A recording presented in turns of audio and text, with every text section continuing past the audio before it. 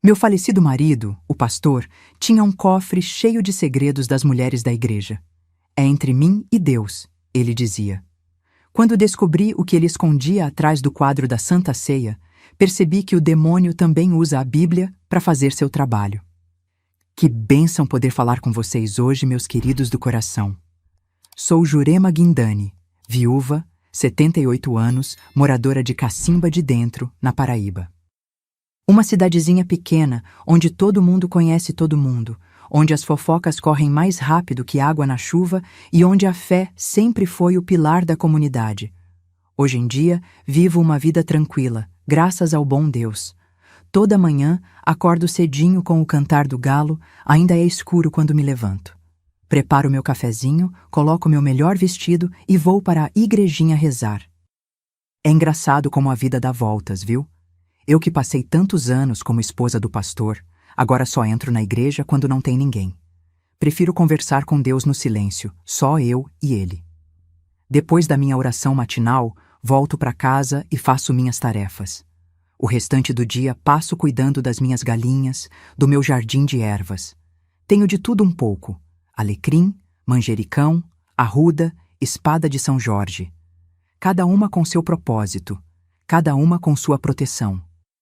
E no finalzinho da tarde, quando o sol já está se pondo, é quando faço meu ritual mais importante. Me ajoelho no quarto, acendo uma vela e rezo pedindo perdão pelos meus pecados.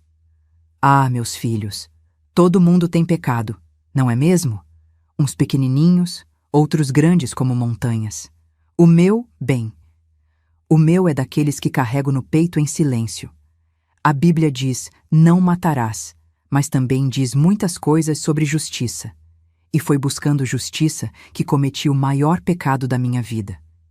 Um pecado que, se for confessar para vocês aqui, vão entender por que rezo tanto pedindo perdão, mas talvez também entendam por que durmo tão tranquila, apesar de tudo. Comecei esse ritual de oração depois que enterrei meu marido, o pastor Ezequiel. Homem respeitado por todos aqui em Cacimba de Dentro, a voz de Deus na terra, como diziam. Se soubessem da verdade que eu descobri, mas isso é história para mais tarde. E vocês, minhas queridas e meus queridos que estão me assistindo agora, me contem aqui nos comentários. De qual cidadezinha vocês estão me assistindo? E em que horinha do dia vocês encontraram esse vídeo? De manhãzinha com o café, depois do almoço, ou já de noitinha? Eu sempre leio todos os comentários e fico tão feliz em saber de onde vocês são e quando tiram um tempinho do dia para ouvir as histórias dessa vovó aqui. Me conta, viu? Vamos criar uma corrente de carinho. Mas antes de começar a história que quero contar hoje, preciso dizer que não é uma história fácil. É sobre aparências que enganam, sobre como as pessoas mais respeitadas podem esconder segredos terríveis, e sobre como às vezes a justiça precisa vir pelas mãos de quem menos se espera. É a história de como descobri o cofre secreto do meu marido pastor, e o que fiz quando entendi o mal que se escondia por trás da palavra de Deus. Nasci em 1947, numa fazendinha perto de Limoeiro do Norte, no Ceará. Uma terrinha seca, mas abençoada por Deus. Meu pai, Silverino Guindani, era um homem rígido, daqueles que não precisa levantar a voz para ser respeitado. Bastava um olhar, e todos nós, eu, minha mãe e meus 5 irmãos, já sabíamos que era hora de obedecer sem questionar. Mamãe, Dulcineia, era o oposto. Doce como mel de uruçu, sempre falando baixinho, cantarolando enquanto lavava roupa no rio. Dela herdei o jeito calado e a paciência. Mulher que é mulher, aceita seu fardo com dignidade, ela sempre dizia. E eu aprendi essa lição bem cedo. Nossa casa era de taipa, teto de palha, chão de terra batida. Simples, mas limpa como um brinco. Tínhamos um fogão a lenha, onde mamãe fazia o melhor baião de 2 da região, e um quintal grande com galinhas, cabras e uma horta pequena que dependia da chuva. Nos anos bons, comíamos bem. Nos anos de seca, vivíamos de fé e farinha. Minha infância tinha a cor da terra vermelha e o cheiro de mandacaru florido. Acordávamos com o primeiro cantar do galo, por volta das 4 da manhã, e logo cada um já sabia sua obrigação.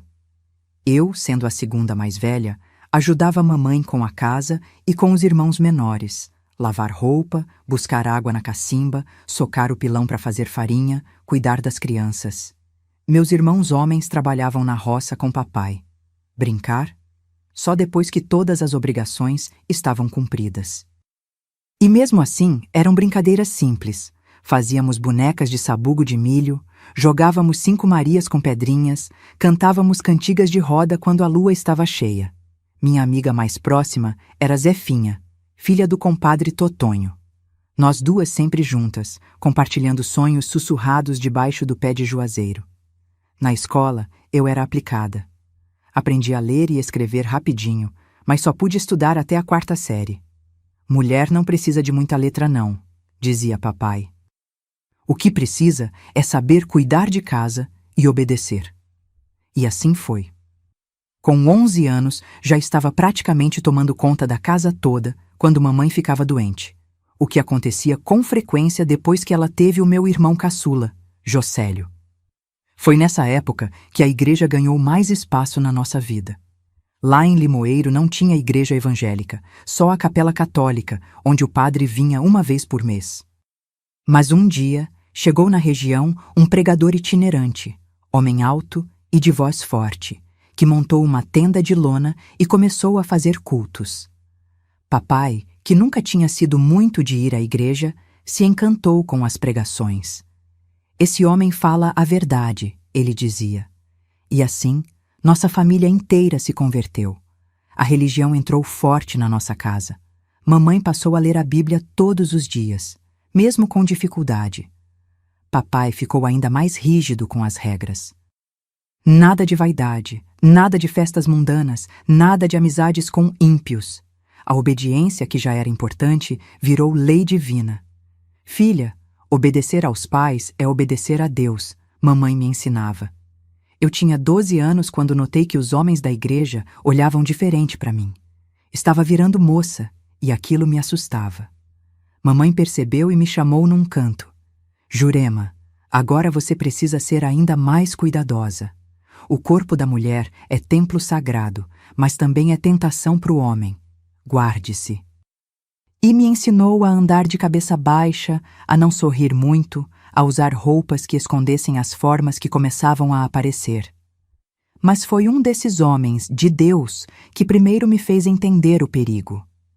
Irmão Josias, um dos diáconos da nova igreja, homem casado e pai de 3 filhos, me encurralou um dia atrás da tenda depois do culto. Você está provocando os homens com esse jeitinho, ele disse, enquanto suas mãos tentavam alcançar o que não deviam. Consegui fugir, correndo sem olhar para trás, o coração quase saindo pela boca. Quando cheguei em casa, trêmula, contei para mamãe. Ela me olhou com um misto de tristeza e resignação. Você deve ter dado motivo, menina. Homem não avança se não for provocado. E me ensinou a evitar ainda mais qualquer contato, a ser invisível. Foi ali que aprendi. Na igreja, como em casa, a culpa sempre cai sobre os ombros da mulher. Nunca mais falamos sobre isso. E eu guardei aquela lição como guardei tantas outras, em silêncio, engolindo o choro, aceitando que esse era o mundo que Deus tinha feito para nós, mulheres. Um mundo onde nossa voz valia menos que um sussurro, onde nosso valor estava em servir e obedecer. Mas algo dentro de mim, uma fagulhinha teimosa que nem eu mesma entendia direito, se recusava a aceitar completamente. À noite, deitada na esteira, enquanto todos dormiam, eu olhava pelas frestas da parede de taipa e via as estrelas no céu. Tão livres, tão brilhantes, e sonhava, como eu sonhava, com um dia poder brilhar também. Não sabia ainda que esse sonho de liberdade demoraria décadas para se realizar. E que o caminho seria muito mais doloroso do que eu, menina de 12 anos criada na rigidez e no medo, poderia imaginar. Quando completei 15 anos em 1962, meu pai decidiu que já estava na hora de eu me casar. Moça velha é vergonha para a família, ele dizia enquanto avaliava os pretendentes, e não foram poucos. Na nossa região, moça prendada como eu, Criada na rigidez da obediência, era considerada um bom partido. Mas papai tinha ambições. Não queria me dar para qualquer um. Foi quando chegou em Limoeiro um jovem pastor, recém-formado no seminário em Fortaleza. Ezequiel Sarmento tinha 28 anos, o dobro da minha idade, era alto, de voz firme e olhar penetrante. Diziam que tinha um futuro brilhante na igreja, que estava destinado a coisas grandes. Lembro do primeiro culto dele. Estava usando um terno azul marinho impecável, algo raro naquele sertão de roupas simples. Sua pregação falava do papel da mulher segundo a Bíblia. A boa esposa é submissa, recatada e temente a Deus. Ele bradava do púlpito, enquanto as mulheres balançavam a cabeça em concordância. Vi quando seus olhos pousaram em mim, sentada no banco da frente como papai exigia. Foi um olhar demorado, avaliador. No domingo seguinte, ele apareceu em casa para o almoço após o culto. Um convite de papai, que eu só soube na hora. Enquanto servia à mesa, de cabeça baixa como havia sido ensinada, sentia o olhar dele me seguindo. Sua filha foi bem educada, irmão Silverino, ele comentou, como quem avalia uma mercadoria. Obediente e silenciosa, como deve ser. 2 semanas depois, ele pediu minha mão em casamento. Não a mim, claro. Pediu ao meu pai, que aceitou na mesma hora. Eu só soube quando tudo já estava acertado. Vai ser uma honra para nossa família, disse mamãe, ajeitando meu cabelo. Ser esposa de pastor é uma bênção que poucas recebem. Não tive coragem de dizer que não queria, que tinha medo, que algo no olhar dele me gelava por dentro. A menina criada para obedecer cumpriu seu papel. O casamento foi marcado para 3 meses depois, tempo apenas para preparar um enxoval simples e organizar a cerimônia. Na véspera do casamento, mamãe me chamou para uma conversa. Lembro como se fosse hoje. Estávamos sentadas na soleira da porta dos fundos, enquanto ela debulhava feijão. Jurema, amanhã você vai ser mulher casada, ela começou, sem me olhar nos olhos. Precisa saber dos seus deveres. Sim, mamãe, respondi baixinho. O homem é a cabeça da casa. É a lei de Deus. Você deve obediência ao seu marido em tudo. Suas mãos não paravam de trabalhar enquanto falava. Mesmo quando não entender, mesmo quando não concordar. Fez uma pausa, como se escolhesse as palavras. E tem os deveres. De esposa. Sua voz ficou ainda mais baixa. Não negue seu corpo quando ele quiser. É direito dele, está na Bíblia. Não importa se você está cansada ou se dói. Feche os olhos e pense em Jesus. Senti meu rosto queimar de vergonha. Mamãe continuou. E nunca, nunca mesmo, conte para ninguém o que acontece dentro do quarto ou dentro da sua casa. Os problemas do casal são entre o casal e Deus, entendeu? Sim, mamãe. Ela finalmente me olhou, e vi algo em seus olhos que nunca tinha visto antes. Não era apenas tristeza. Era um aviso. Reze muito, minha filha. A vida de mulher não é fácil. O casamento aconteceu num sábado abafado de outubro. A pequena igreja estava cheia, todos querendo prestigiar o novo pastor e sua jovem noiva. Eu usava um vestido branco simples, costurado por mamãe. Quando o pastor Tiago, que veio de Fortaleza especialmente para a cerimônia, perguntou se eu aceitava Ezequiel como meu legítimo esposo, minha voz mal saiu. Sim, sussurrei, selando meu destino. Naquela mesma noite, descobri o que mamãe quis dizer com mesmo quando dói. Ezequiel não foi gentil. Não houve carinho, não houve preparação. Quando chorei, ele parou apenas para dizer: uma boa esposa não chora, uma boa esposa agradece. Sequei as lágrimas e fiz como me ensinaram. Fechei os olhos e pensei em Jesus. Na manhã seguinte, no café da manhã, ele me entregou uma lista escrita à mão. Essas são as regras da nossa casa, disse. Espero obediência total.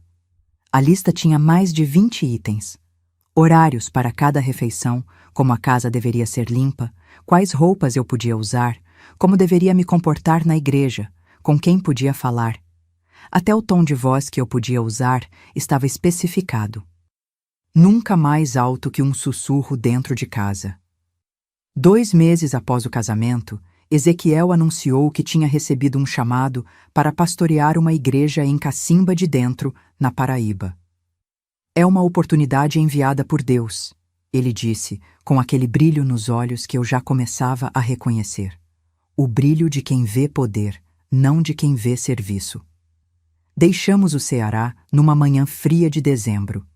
A despedida dos meus pais foi rápida, sem muita emoção. Obedeça seu marido, foi o último conselho de papai. Mamãe apenas me abraçou forte, mais forte que o normal, como se quisesse dizer algo que as palavras não podiam expressar. A viagem foi longa e cansativa. Primeiro de caminhão até Fortaleza, depois de ônibus até João Pessoa, e finalmente outro caminhão até Cacimba de Dentro. Quando chegamos, já era noite. A cidade era maior que Limoeiro. Tinha luz elétrica em quase todas as casas, uma praça central com um coreto e várias igrejas.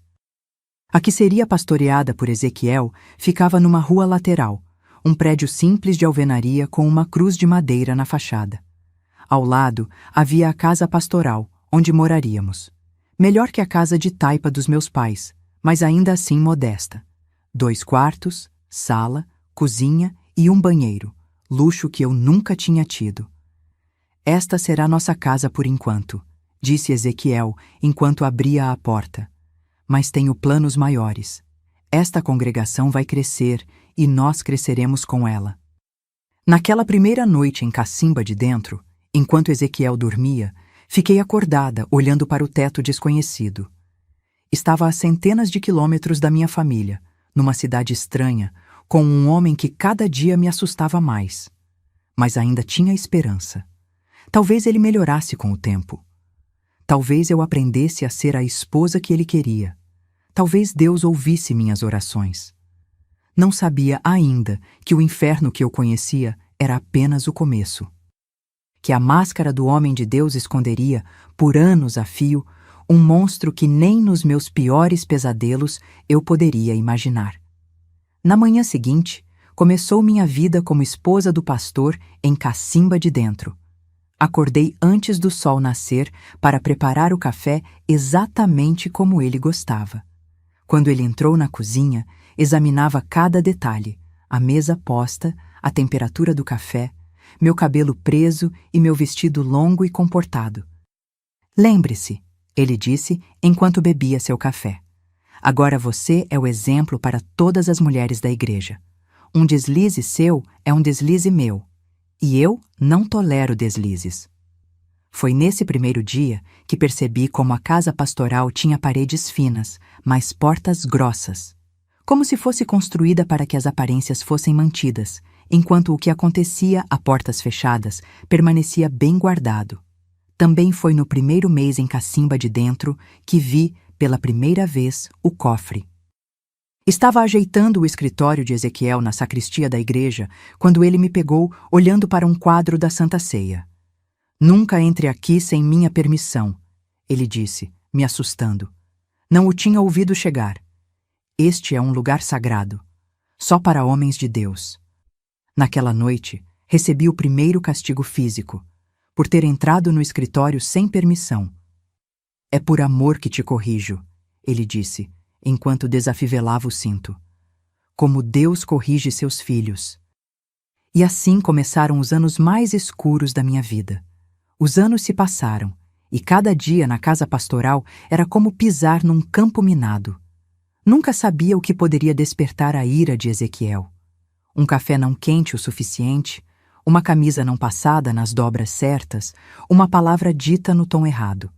Qualquer coisa servia de motivo para os corretivos, como ele chamava.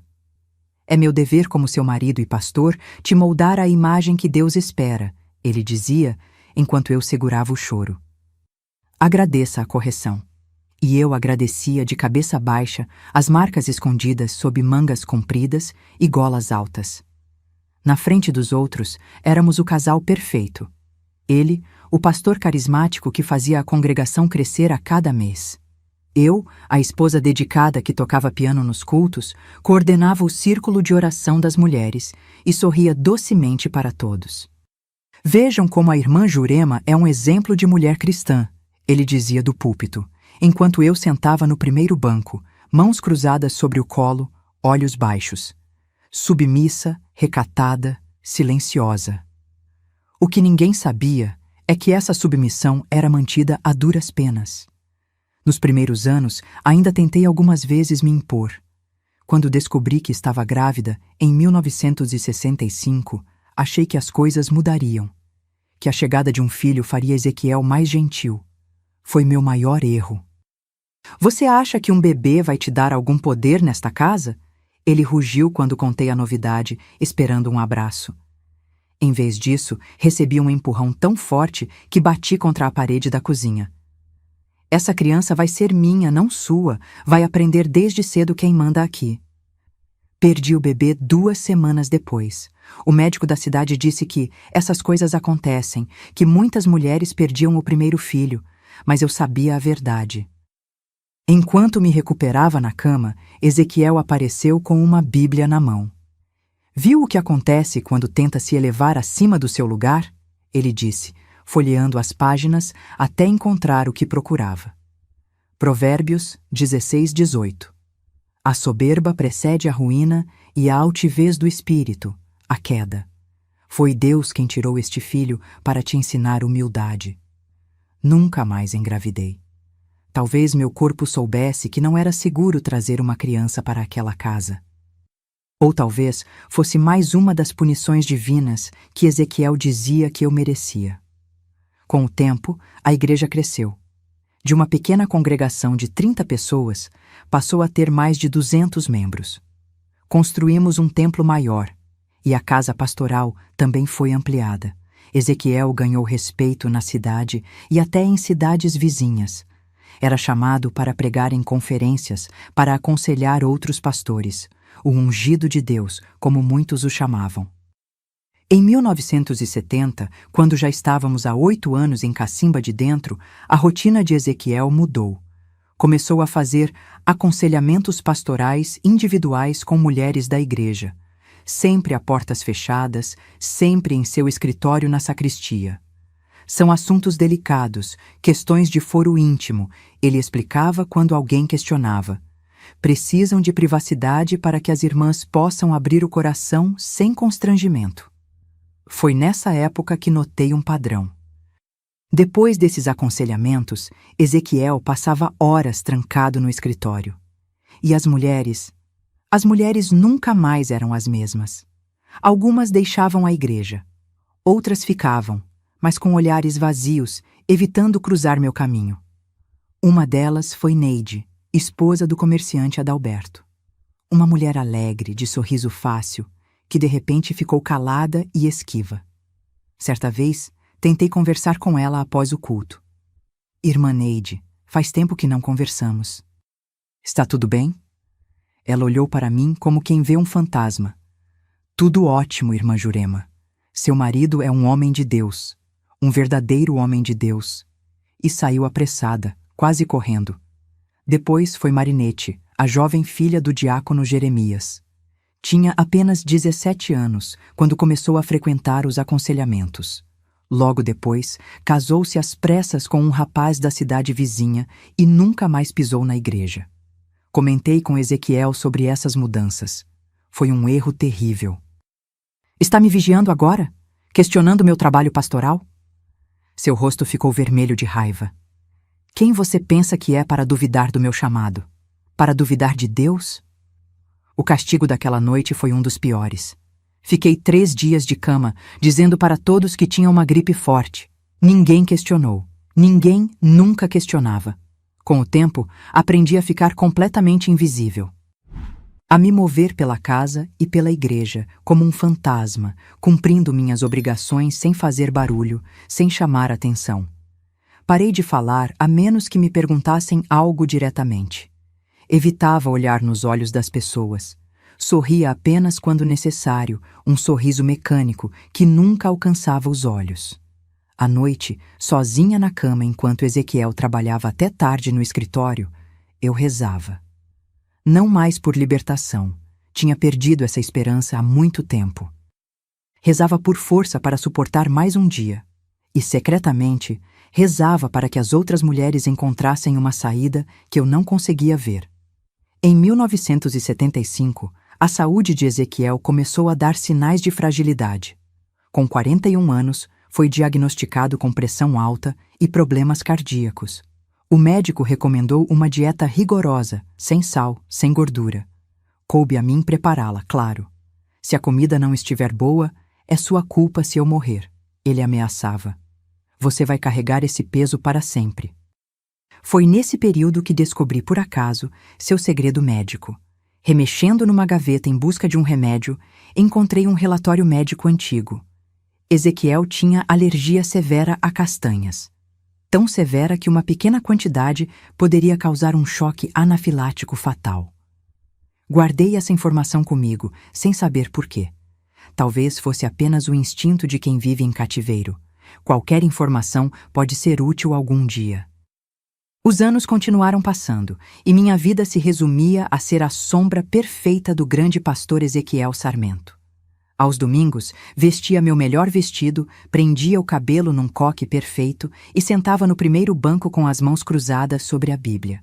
Sorria para os cumprimentos, agradecia os elogios sobre como eu era um exemplo de mulher cristã. Ninguém via os hematomas estrategicamente cobertos.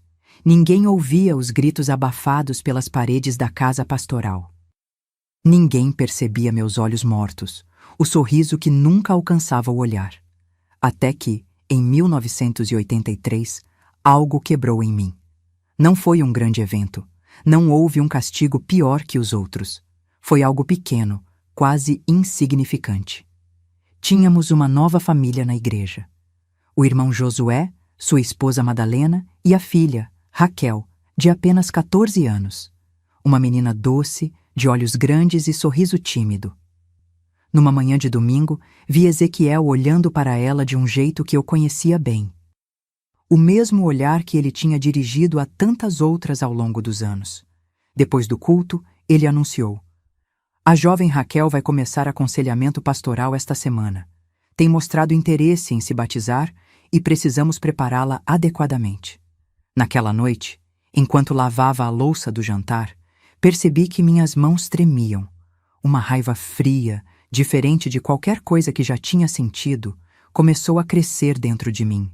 Não por mim, já tinha aceitado meu destino há muito tempo. Mas por Raquel, por aquela menina que ainda tinha um brilho nos olhos que eu perdera 20 anos atrás. Foi quando decidi que, de alguma forma, isso precisava acabar. Na terça-feira seguinte, ao anúncio do aconselhamento de Raquel, não consegui dormir.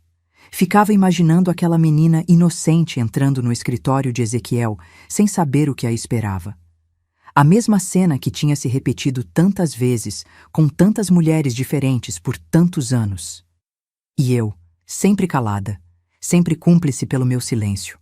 Meu coração batia tão forte que achei que fosse explodir no peito. Pela primeira vez em mais de 20 anos, tomei uma decisão sozinha. Eu precisava ver o que acontecia naquele escritório. Precisava ter certeza. Na quarta-feira, Ezequiel saiu para visitar um membro enfermo na zona rural. Estaria fora o dia todo. "Não entre no meu escritório", ele ordenou antes de sair, como sempre fazia. E pela primeira vez, decidi que desobedeceria. Com as pernas bambas de medo, entrei na igreja vazia. O único som era o do meu coração batendo e o ranger do assoalho de madeira sob meus pés. A sacristia ficava nos fundos, uma porta sempre trancada. Há anos eu não entrava ali, não tinha a chave, claro. Ezequiel a carregava sempre consigo, junto com outras duas no mesmo chaveiro, a de casa e a do carro. Mas eu sabia que havia uma cópia. Tinha visto Ezequiel entregá-la ao diácono Matias uma vez, quando precisou que ele pegasse alguns documentos enquanto estava viajando. O diácono Matias morava a 2 ruas da igreja.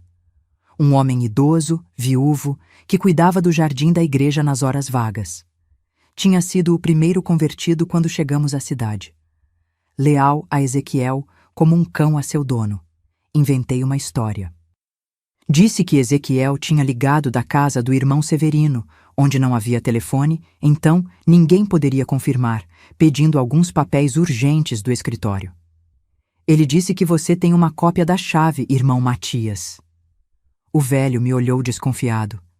O pastor nunca deixa ninguém entrar lá sem ele. Engoli seco. É uma emergência, tem a ver com o batismo da jovem Raquel. Precisa dos documentos para hoje. Minhas mãos suavam frio enquanto eu mentia. Nunca tinha mentido antes. Era como se outra pessoa estivesse falando pela minha boca. Após um momento de hesitação, Matias foi até um pote de açúcar na prateleira e tirou de lá uma chave pequena. Devolva assim que terminar, irmã Jurema. E não mexa em nada além dos papéis que ele pediu. Claro, irmão Matias, obrigada. Voltei para a igreja com a chave escondida na palma da mão, como um tesouro proibido, ou uma arma secreta. Minhas pernas tremiam tanto que precisei parar várias vezes para respirar fundo. A voz de Ezequiel ecoava na minha cabeça. A desobediência é o caminho para o inferno, Jurema. Mas algo mais forte me impulsionava.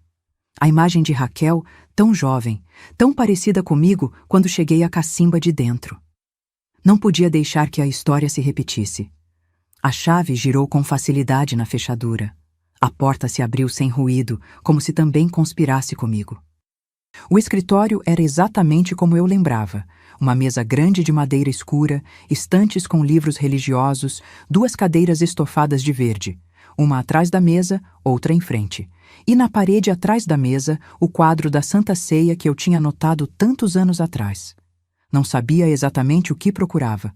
Vasculhei as gavetas da mesa primeiro. Encontrei documentos da igreja, registros financeiros, nada que parecesse suspeito ou revelador. Os armários também guardavam apenas o esperado, materiais para estudo bíblico, pilhas de folhetos evangelísticos, caixas com envelopes de dízimo. Estava quase desistindo, quando meu olhar voltou para o quadro da Santa Ceia. Lembrei como Ezequiel ficou furioso quando me pegou olhando para ele no nosso primeiro mês na cidade. Aproximei-me e examinei a moldura. Parecia normal, apenas um quadro comum. Então notei. A parede atrás do quadro soava oca quando batia de leve com os nós dos dedos. Diferente do resto da parede.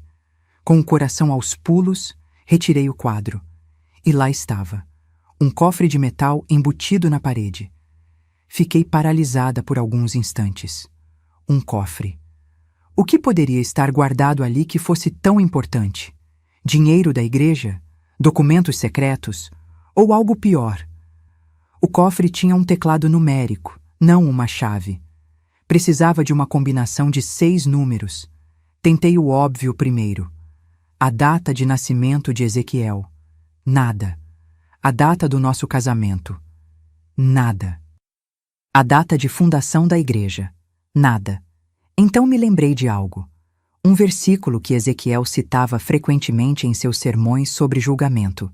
Apocalipse 20:12. Vi também os mortos, grandes e pequenos, em pé diante do trono. Abriram-se livros, e ainda outro livro, o livro da vida. Os mortos foram julgados de acordo com o que tinham feito, segundo o que estava registrado nos livros. Com dedos trêmulos digitei 2220. O cofre emitiu um clique suave e a porta se abriu. Dentro não havia dinheiro. Não havia documentos da igreja. Havia pequenas caixas, cada uma com um nome escrito à mão na tampa. Nomes de mulheres, dezenas delas. Muitas eu reconhecia. Mulheres da congregação, jovens que passaram pela igreja, visitantes que ficaram por pouco tempo. Algumas caixas tinham nomes que eu não conhecia, provavelmente de outras cidades onde Ezequiel pregava ocasionalmente.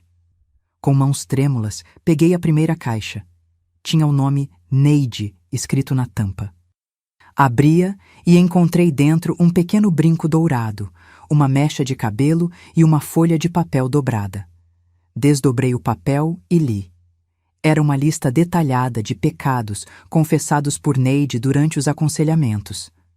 Coisas íntimas, vergonhosas, o tipo de segredo que ninguém jamais contaria voluntariamente.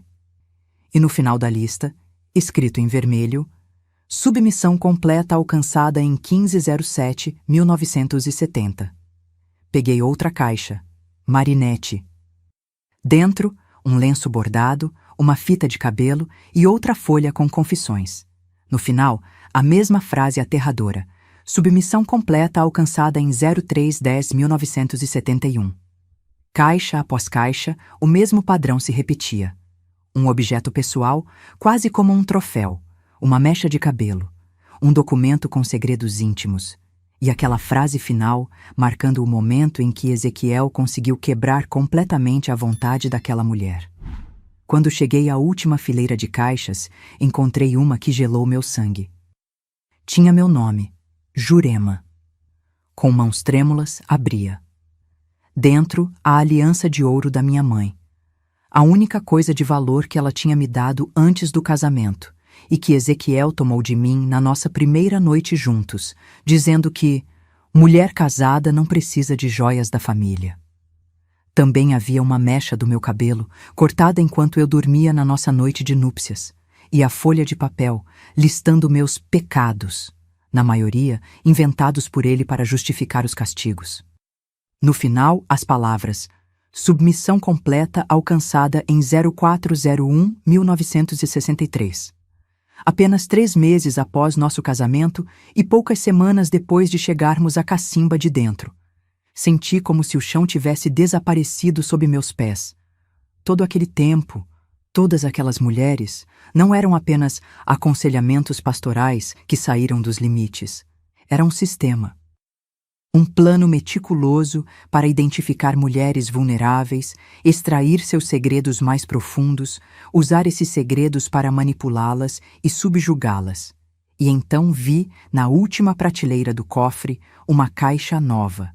Com caligrafia fresca, o nome Raquel estava escrito na tampa. A caixa estava vazia, esperando ser preenchida. Esperando que Raquel se tornasse mais uma vítima. Algo dentro de mim explodiu. Uma raiva gelada, cristalina, diferente de tudo que já havia sentido. Não era apenas por mim agora. Era por todas nós. Por cada mulher naquelas caixas. Pelo cabelo cortado enquanto dormiam, pelos segredos forçados, pela dignidade roubada. E pela jovem Raquel, cujo futuro seria destruído se eu não fizesse nada. Fechei o cofre, recoloquei o quadro na parede e saí do escritório, trancando-o cuidadosamente. Devolvi a chave ao diácono Matias, que nem perguntou sobre os tais documentos que Ezequiel supostamente precisava. Voltei para casa em piloto automático. Preparei o jantar como sempre fazia. Arrumei a mesa. Quando Ezequiel chegou, serviu em silêncio, respondi suas perguntas com o respeito de sempre. Ouvi seus relatos sobre a visita ao membro enfermo. Mas dentro de mim, algo havia mudado para sempre. A mulher quebrada, a sombra silenciosa, havia morrido naquele escritório.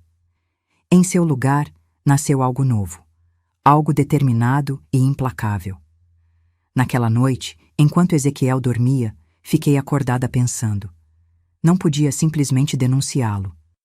Quem acreditaria na esposa contra o pastor? Não podia fugir, não tinha dinheiro, não tinha para onde ir, e ele me encontraria. Não podia confrontá-lo. Seria suicídio. Precisava de um plano. Um plano que libertasse não apenas a mim, mas todas as outras mulheres. Um plano que garantisse que Raquel e qualquer outra jovem estaria a salvo. Lembrei-me do relatório médico que havia encontrado anos atrás, a alergia severa a castanhas. E então, com uma clareza assustadora, vi o caminho a seguir. Não seria rápido, não seria fácil, mas seria final. Enquanto o sol nascia, eu já sabia exatamente o que precisava fazer. O plano precisava ser perfeito. Não teria segunda chance. Se Ezequiel sobrevivesse, descobriria o que fiz e meu destino seria pior que a morte. Passei noites em claro, pensando em cada detalhe, calculando cada passo. Era como se toda a minha vida de observação silenciosa tivesse sido um treinamento para este momento. Por 4 semanas, estudei seus hábitos com atenção renovada. Tinha vivido mais de 20 anos observando-o cuidadosamente por sobrevivência, mas agora observava com um propósito diferente. Notei que às quintas-feiras ele sempre chegava mais tarde para o jantar, cansado dos aconselhamentos. Nesses dias, estava mais distraído, menos atento ao que eu fazia. Notei que seu prato favorito era galinhada com quiabo, que eu preparava uma vez por mês, e que ele elogiava como a única coisa que você faz realmente bem. Notei que sempre tomava um copo de suco antes de comer, enquanto contava seu dia, com aquela satisfação de predador saciado. Precisava ser discreta na execução. Comecei visitando o mercado mais frequentemente, comprando um pouco de cada vez para não levantar suspeitas. A dona Yolanda da mercearia até estranhou quando comprei castanhas do Pará. Que novidade é essa, irmã Jurema? O pastor gosta? Sorri aquele sorriso ensaiado de tantos anos. É para um bolo que a irmã Clotilde me ensinou. Surpresa para o aniversário da igreja. As castanhas foram guardadas no fundo da despensa, escondidas num pote de farinha que Ezequiel jamais abriria. Comprei também um ralador novo, pequeno o suficiente para esconder na manga do vestido, e uma garrafa de suco concentrado de manga. O sabor preferido dele, forte o bastante para disfarçar qualquer gosto estranho. Nos dias que antecederam a execução do plano, quase desisti várias vezes. Não por medo ou culpa, mas por uma vida inteira condicionada à submissão. A voz dele ecoava na minha cabeça. Mulher que levanta a mão contra o marido tem lugar marcado no inferno. Mas então lembrava do cofre, das caixas, dos nomes, da caixa vazia, aguardando Raquel. E minha determinação voltava, mais forte que nunca. Escolhi cuidadosamente a data, 17 de março de 1984. Uma quinta-feira, dia dos aconselhamentos. Também o dia marcado para o primeiro aconselhamento de Raquel. Não foi coincidência. Se esperasse mais, talvez fosse tarde demais para a menina. Na semana anterior, fiz um teste. Preparei a galinhada como sempre, mas acrescentei uma quantidade mínima de castanha ralada no meu próprio prato. Queria ter certeza de que o sabor não seria detectado. Comi sem sentir diferença alguma no gosto. O teste foi um sucesso. Na quarta-feira, véspera do dia escolhido, vi Raquel na feira com a mãe. Ela parecia nervosa, inquieta. Aproximei-me como quem não quer nada e comentei sobre o tempo, sobre as frutas da estação. Então, quando a mãe se afastou para examinar algumas verduras, sussurrei para a menina: se puder, invente uma dor de cabeça amanhã. Adie o aconselhamento com meu marido. Ela me olhou confusa, assustada. Não disse nada, mas vi em seus olhos que tinha entendido. Quando a mãe voltou, me despedi normalmente e segui meu caminho, o coração aos pulos. Era a primeira vez em décadas que desobedecia Ezequiel abertamente. Se ele descobrisse aquele pequeno ato de rebeldia... Mas algo me dizia que não descobriria. Não teria tempo. Na noite anterior ao grande dia, mal consegui dormir. Não por medo ou culpa, mas por uma estranha sensação de paz. Como se finalmente, depois de décadas, tivesse encontrado o meu verdadeiro propósito. Às 3 da manhã, levantei-me silenciosamente e fui até a cozinha. Tirei as castanhas do esconderijo e experimentei ralar uma, para ver quanto tempo levaria, quanto pó produziria. Era um trabalho meticuloso, cada castanha rendendo menos de uma colher de chá de pó fino. Na quinta-feira pela manhã, me preparei como sempre. Fiz o café para Ezequiel, arrumei sua roupa, o servi em silêncio. Quando ele saiu para a igreja, olhei-o através da janela da cozinha. Parecia tão comum, tão normal. Ninguém jamais suspeitaria que sob aquele terno impecável e aquele sorriso pastoral se escondia um monstro. Assim que ele saiu, comecei os preparativos para o jantar especial. Separei o frango, cortei os legumes, preparei o quiabo como ele gostava, bem fininho, quase desaparecendo no caldo. Trabalhei com uma concentração que nunca tinha sentido antes. Cada movimento era preciso, cada detalhe planejado. Às 3 da tarde, tranquei-me no banheiro com o saquinho de castanhas que havia guardado. Com o pequeno ralador, reduzi 2 castanhas inteiras a um pó fino, quase invisível. O trabalho era lento e meus dedos doíam com o esforço de ralar as castanhas duras contra o metal fino do ralador. Demorou quase 1 hora. Quando terminei, tinha menos de 2 colheres de chá de pó. Parecia tão pouco para algo tão decisivo. Coloquei o pó num envelope de papel que escondi no bolso do avental. Às 5, recebi um telefonema do diácono Matias. Raquel tinha desmarcado o aconselhamento alegando enxaqueca forte. Ezequiel estava furioso. Tinha remarcado para a semana seguinte e agora estava na casa do irmão Jeremias, discutindo assuntos da igreja. Ele pediu para avisar que vai atrasar para o jantar, irmã Jurema. Deve chegar por volta das 8. Obrigada, irmão Matias. A janta estará esperando. Desliguei o telefone com uma sensação de alívio. Raquel tinha me ouvido. Pelo menos por mais 1 semana estaria segura. Às 6, comecei a cozinhar de verdade. A galinhada precisava ficar perfeita, exatamente como ele gostava. Qualquer diferença poderia despertar suspeitas.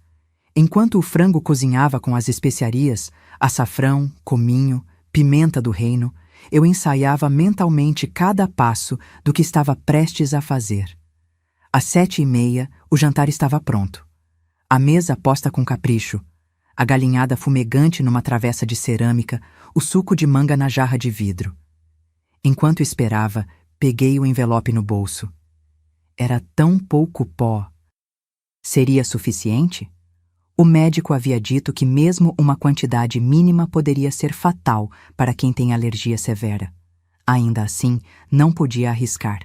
Peguei mais uma castanha e ralei-a também, adicionando o pó ao envelope. Sentei-me na cadeira da cozinha, envelope na mão, e por um momento hesitei. O que estava prestes a fazer não tinha volta. Eu, que tinha sido criada para obedecer, para servir, para me submeter à vontade do homem e de Deus, estava prestes a cometer o pecado mais grave de todos. Mas então, como um filme, vi passar na minha mente cada uma das caixas no cofre.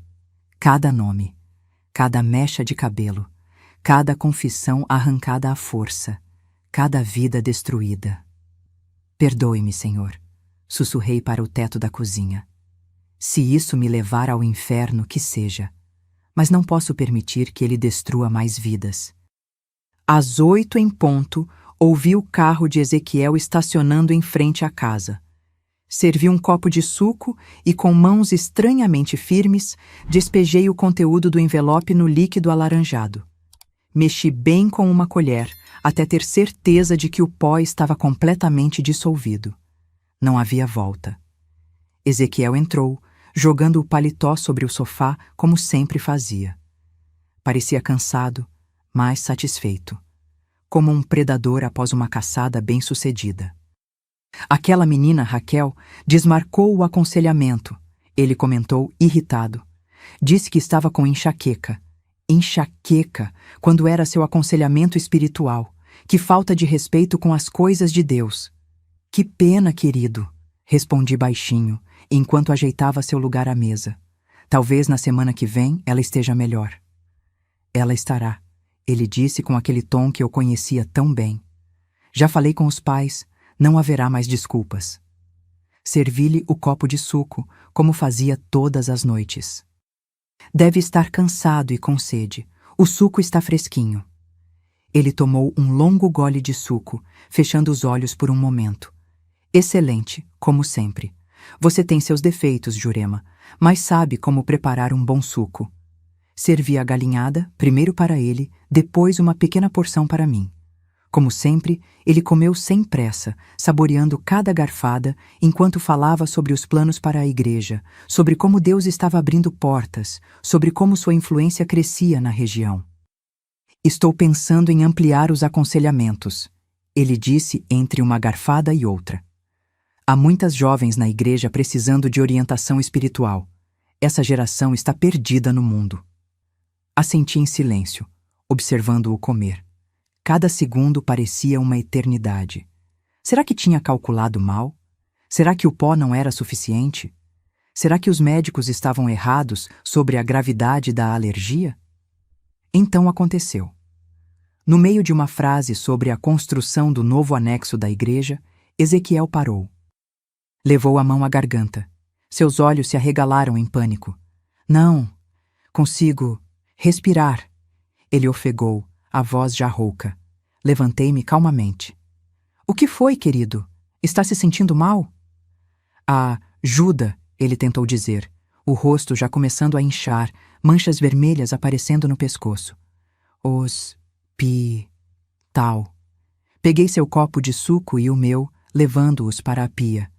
Lavei-os cuidadosamente enquanto ele lutava para respirar atrás de mim. Sabe, Ezequiel, encontrei seu cofre semana passada. Ele tentou se levantar, mas suas pernas cederam. Caiu no chão, arfando como um peixe fora d'água. Todas aquelas caixas, todas aquelas mulheres. Minha voz soava estranha aos meus próprios ouvidos. Calma demais. A caixa com o nome de Raquel, vazia esperando. Assim como a minha estava vazia uma vez. Ele estendeu a mão para mim, implorando com os olhos o que não conseguia mais dizer com a boca. Suas unhas começavam a ficar azuladas. Provérbios 16:18, citei, olhando-o nos olhos. A soberba precede a ruína e a altivez do espírito a queda. Lembra quando me disse isso? Quando perdi nosso bebê?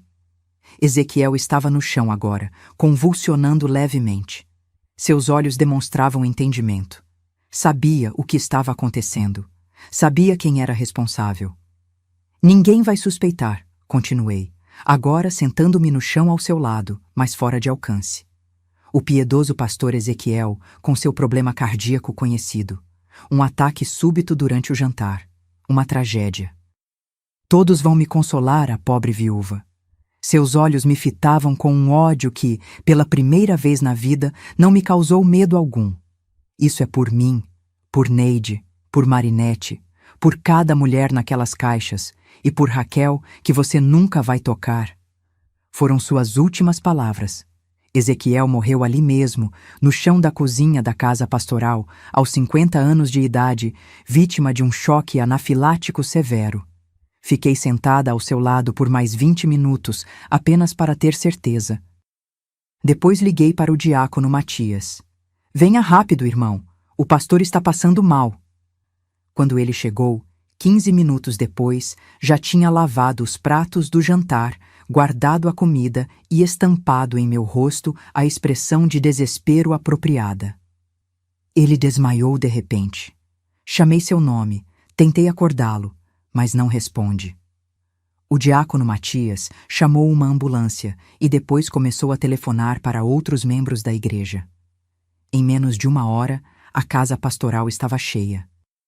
Mulheres me abraçavam, tentando consolar a esposa desesperada. Homens se reuniam em círculos de oração. O médico chegou, examinou o corpo e declarou a morte por provável ataque cardíaco. Pode ter sido também uma reação alérgica severa, ele comentou. O pastor tinha alguma alergia conhecida?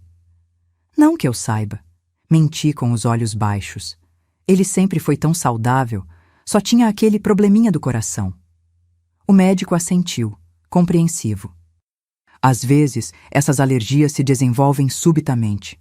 Ou talvez tenha ingerido algo sem saber. De qualquer forma, foi muito rápido. Ele não deve ter sofrido muito. Não tive coragem de dizer que esperava que tivesse sofrido cada segundo. Em vez disso, chorei. Lágrimas reais, de alívio, de libertação, que todos interpretaram como dor profunda. O resto da noite foi um borrão de pessoas entrando e saindo da casa. Precisava manter a compostura, o papel da viúva devastada. Por dentro, porém, sentia uma leveza que não conhecia desde menina.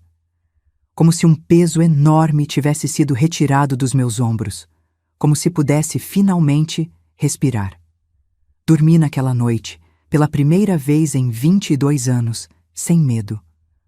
Um sono profundo, sem pesadelos, sem sobressaltos. Quando acordei, por um momento, ainda esperei ouvir a voz de Ezequiel dando ordens. Mas havia apenas silêncio. Um silêncio abençoado, Os preparativos para o funeral tomaram os próximos 2 dias. A igreja inteira se mobilizou. O caixão mais caro, as flores mais bonitas, o local mais nobre do cemitério.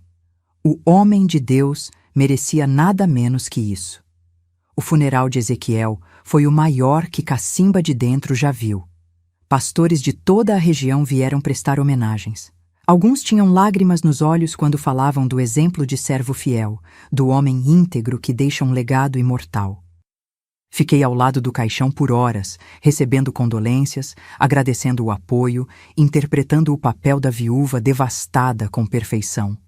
Afinal, tinha 22 anos de prática em fingir. Durante o enterro, notei algo curioso. Algumas mulheres, as mesmas que eu sabia ter em caixas no cofre, não choravam. Seus olhos, como os meus, estavam secos. Seus rostos, compostos em expressões solenes, não demonstravam a dor que todos esperavam. Nossos olhares se cruzaram brevemente.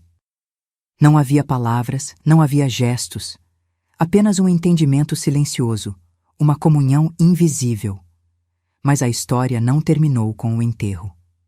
3 dias depois, voltei à igreja. Usando a chave que havia pegado do bolso de Ezequiel antes que o corpo fosse removido, entrei no escritório. O quadro da Santa Ceia continuava no mesmo lugar. O cofre, atrás dele, guardava os mesmos segredos. Digitei a combinação, 2220. A porta do cofre se abriu com aquele mesmo clique suave que tinha ouvido da primeira vez. As caixas estavam lá, organizadas em fileiras perfeitamente alinhadas. Cada uma com um nome feminino na tampa. Cada uma contendo os segredos e as vergonhas que ele tinha colecionado ao longo dos anos. Com cuidado, retirei todas as caixas. Uma por uma, abri-as e removi os troféus. Brincos, anéis, lenços, mechas de cabelo. Objetos que para ele representavam conquistas, poder. Para as mulheres, representavam humilhação, medo, submissão forçada. Coloquei cada item num envelope separado, com o nome da dona escrito por fora. Os documentos com os segredos e as vergonhas forçadas, queimei todos no quintal dos fundos da igreja, observando as cinzas subirem para o céu da noite como uma oferenda. Com cada pedaço de papel que se transformava em cinzas, sentia que parte do poder que Ezequiel exerceu sobre todas nós também se dissolvia no ar. Nas semanas seguintes, encontrei formas de devolver cada troféu à sua legítima dona. Um envelope sem remetente na caixa de correio. Um pacotinho deixado na porta. Para algumas que haviam saído da cidade, pedi ao carteiro que entregasse em suas novas moradas, dizendo que era uma lembrança da antiga igreja. Nunca anexei bilhetes, nunca me identifiquei. Não precisava. Cada mulher sabia exatamente o que aqueles objetos significavam. E sabiam, sem que eu precisasse dizer, que o homem que as tinha subjugado não poderia mais magoá-las. Neide, a esposa do comerciante, me encontrou no mercado 2 semanas depois de receber seu brinco de volta. Não mencionou o envelope, não agradeceu diretamente.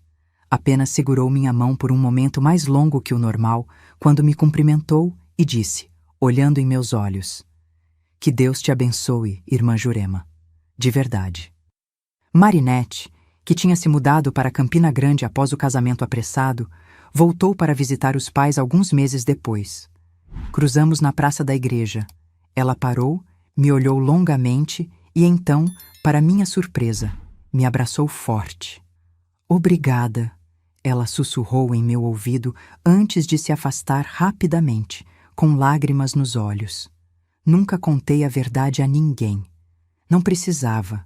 Bastava ver nos olhos de cada uma delas o entendimento silencioso quando cruzávamos na rua ou no mercado. Um pequeno aceno de cabeça, um olhar que dizia: "Estamos livres." Quanto à caixa com meu nome, guardei-a. A aliança da minha mãe voltou para meu dedo. A mecha de cabelo e o documento de submissão queimaram junto com todos os outros.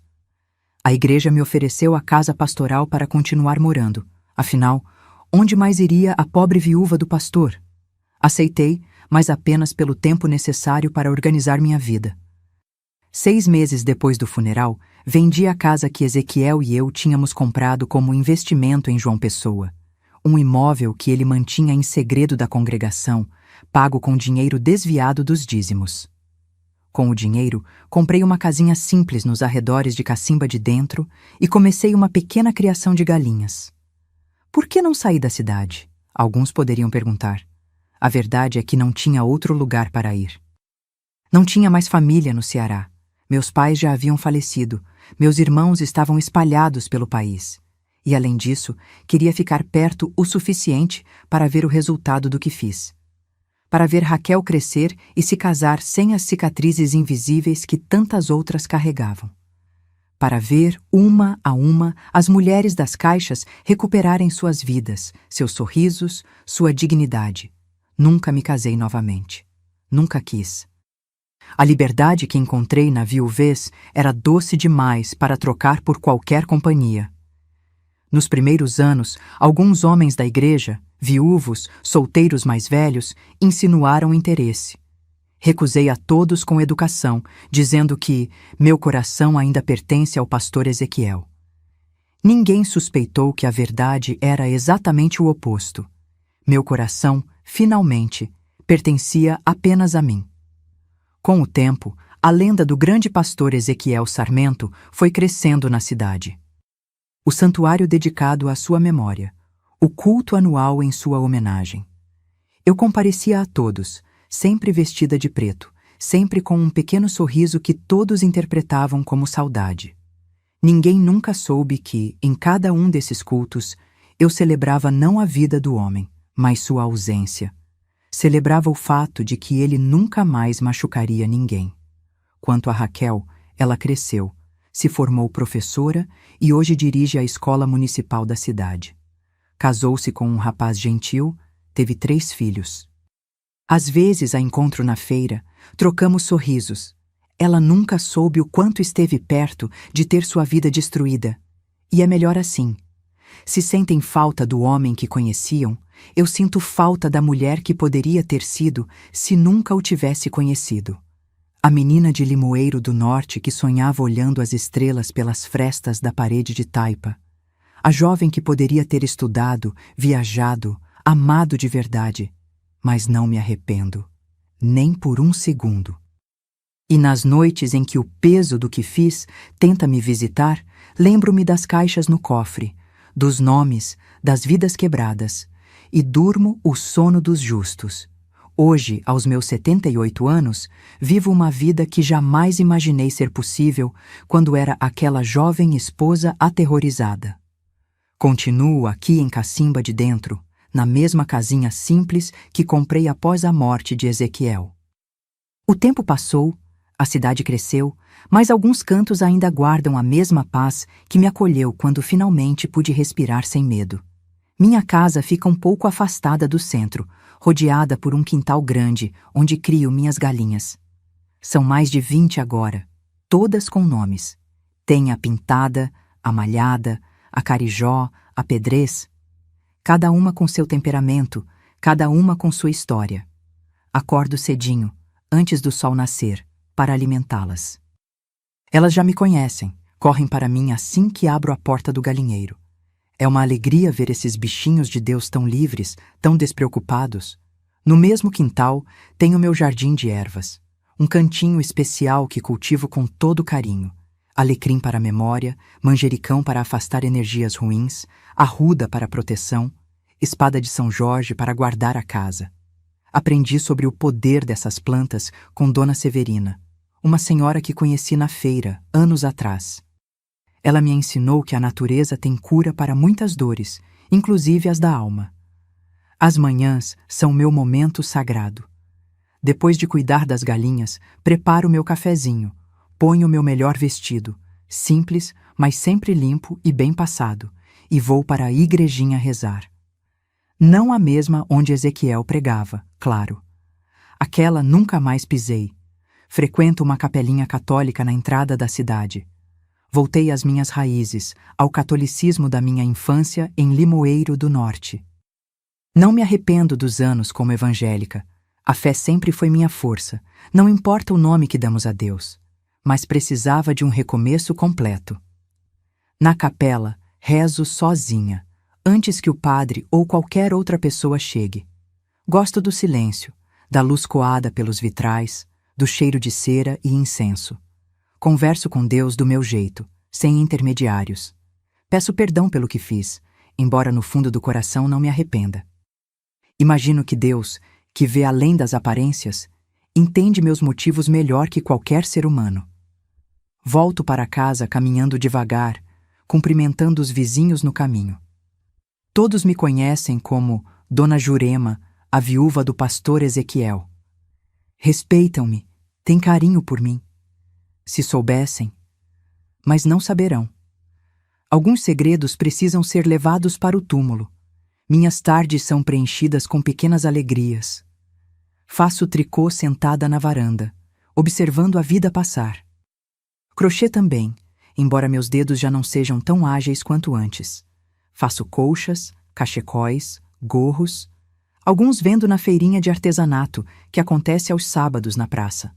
Outros dou de presente para crianças da vizinhança ou para a campanha do agasalho da igreja.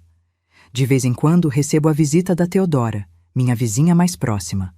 Uma senhora de 80 anos, viúva como eu, mas que teve a bênção de um casamento feliz. Tomamos chá juntas, trocamos receitas, falamos sobre os acontecimentos da cidade. É um conforto ter alguém assim por perto. Uma amiga verdadeira, dessas que a vida só nos apresenta quando já temos cabelos brancos e rugas para contar histórias. Às vezes, para minha surpresa, recebo também a visita de algumas daquelas mulheres, as das caixas. Nunca falamos diretamente sobre o passado, sobre o que aconteceu. Não é preciso. Trazem um bolo, um pão caseiro, uma geleia. Sentamos na varanda, falamos sobre o tempo, sobre os filhos e netos delas, sobre a vida que floresceu depois que a sombra se foi. Nesses momentos, sinto que valeu a pena.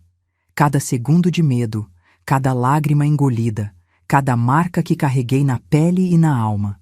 Uma vez por mês, vou até o centro da cidade fazer compras maiores, pagar as contas, resolver pendências. Passo sempre em frente à antiga igreja onde Ezequiel pregava. Agora é pastoreada pelo pastor Elias, um homem jovem, de sorriso sincero e olhos limpos. Dizem que é bondoso com a esposa, paciente com os filhos, que seus aconselhamentos são feitos na presença de outros diáconos, sempre de portas abertas. A vida continua e, às vezes, melhora. No finalzinho da tarde, quando o sol já está se pondo, tenho meu ritual mais importante. Me ajoelho no quarto, acendo uma vela e rezo pedindo perdão pelos meus pecados. Não me arrependo do que fiz. Isso nunca. Mas reconheço que tomei uma vida, mesmo que fosse a vida de um monstro. E isso tem seu peso. Meu quarto é simples, como toda a casa. Uma cama de solteira com colcha de retalhos que eu mesma fiz. Um armário pequeno de madeira. Uma penteadeira antiga que comprei num brechó. Na parede, apenas um crucifixo e uma foto dos meus pais, já amarelada pelo tempo. Não tenho fotos de Ezequiel. Não tenho lembranças materiais daqueles anos. Preferi deixar tudo para trás, começar do zero. As noites são tranquilas. Janto algo leve, uma sopa, um mingau, às vezes apenas frutas. Depois leio um pouco, geralmente a Bíblia ou algum livro de poesia que pego emprestado na pequena biblioteca municipal. Gosto especialmente de Cora Coralina, uma mulher que também floresceu tarde na vida, que encontrou sua voz depois dos 70. Me identifico com ela de um jeito que não sei explicar. Antes de dormir, sento-me à janela e contemplo o céu estrelado. Lembro daquela menina que olhava as estrelas pelas frestas da parede de taipa, sonhando com liberdade. Demorou, mas o sonho se realizou. Não da forma como imaginava. A vida raramente segue os roteiros que escrevemos para ela. Mas aqui estou, livre, em paz, dona do meu próprio destino. Muitas pessoas talvez não entendam minha felicidade simples, minha satisfação com tão pouco. Mas quem viveu décadas na escuridão sabe valorizar cada raio de sol. Quem teve a voz silenciada por tanto tempo, sabe o valor de poder dizer sim e não, segundo a própria vontade. Quem foi prisioneira em sua própria casa, entende a bênção que é abrir a porta e sair sem pedir permissão. Não tenho filhos biológicos. Aquele bebê que perdi em 1965 foi minha única gravidez. Mas, de certa forma, sinto que tenho filhas espirituais. Raquel, por exemplo, que se tornou diretora da escola municipal e hoje orienta jovens meninas a buscarem educação, independência. Ou a filha de Neide, Gracinha, que às vezes vem me visitar, trazendo seus bordados para que eu ensine novos pontos. Ou as netas de Marinete, que me chamam de vovó Jurema quando me encontram na praça. Se a maternidade é cuidar, proteger, criar espaço para que novas vidas floresçam, então fui mãe daquela forma silenciosa e decisiva quando impedi que o cofre de Ezequiel se enchesse com mais nomes, mais caixas, mais vidas quebradas. Agora, nos meus 78 anos, olho para trás e vejo uma vida que, apesar de todas as dores, valeu a pena. Não pela parte que vivi na sombra, mas pelo que construí na luz. Pela paz que encontrei, pela liberdade que conquistei, pelas pequenas alegrias que aprendi a valorizar. E, principalmente, pela certeza de que, mesmo nas situações mais desesperadoras, sempre há um caminho. Pode ser tortuoso, pode ser perigoso, pode ser moralmente ambíguo, mas existe. E é isso que me faz acordar sorrindo todas as manhãs, agradecida por mais um dia, agradecida por estar viva, por ser livre, por poder dizer finalmente: esta vida é minha. Meus queridos que me escutaram até aqui, cheguei aos meus 78 anos carregando um segredo que poucas pessoas no mundo conhecem. Um segredo que dividi com vocês hoje, não para me gabar, não para buscar absolvição, mas para que saibam que mesmo nas situações mais sombrias existe uma saída.